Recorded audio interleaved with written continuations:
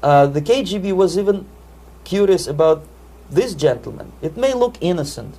Maharishi Mahesh Yogi, a great spiritual leader, or maybe a great charlatan and crook, depending on from which side you are looking at him. Beatles were trained at his ashram in Hardwar in India how to meditate. Mia Farrow and other useful idiots from Hollywood visited his school, and they returned back to United States absolutely zonked out of their minds with marijuana, hashish, and crazy ideas of meditation. To meditate, in other words, to isolate oneself from the current social and political issues of your own country.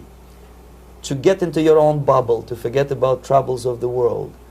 Obviously, KGB was very fascinated with such a beautiful school, such a brainwashing center for stupid Americans. I was dispatched by the KGB to check what kind of VIP Americans attend this school. That's you on the left. Yes, I'm on the left.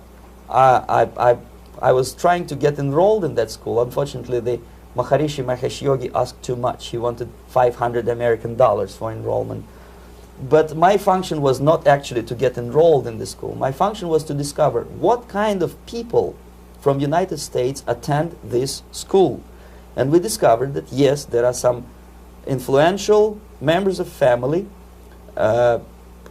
public opinion makers of United States, who come back with the crazy stories about Indian philosophy. Indians themselves look upon them as idiots, useful idiots. To say nothing about KGB, who looked at them as extremely naive, misguided people.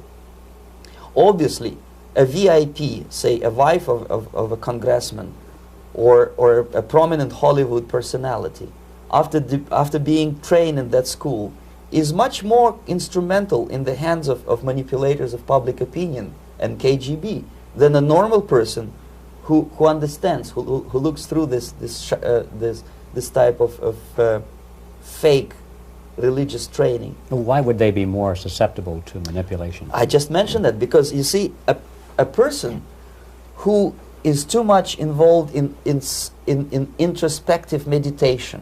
You see, if you carefully look what Maharishi Mahesh Yogi is teaching to Americans, is that most of the problems, most of the burning issues of today can be solved simply by meditating. Don't rock the boat. Don't get involved. Just sit down, look at your navel, and meditate. And the things, due to some strange logic, due to cosmic vibration, will settle down by themselves.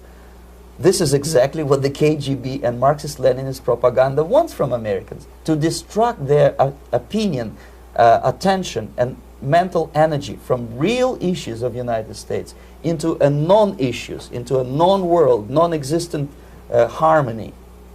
Obviously, it's more beneficial for the Soviet aggressors to have a bunch of duped Americans than Americans who are self-conscious, healthy, physically fit, and alert to the reality.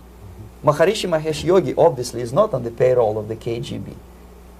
But whether he knows it or not, he contributes greatly to demoralization of American society. And he's not the only one. There are hundreds of those gurus who come to your country to capitalize on naivete and stupidity of Americans. It's a fashion. It's a fashion to meditate. It's a fashion not to be involved. So obviously, you can see that if KGB were that curious, if they paid my trip to Hardwar, if they assigned me to that strange job, obviously they were very much fascinated. They were convinced that that type of brainwashing is very efficient and instrumental in demoralization of the United States.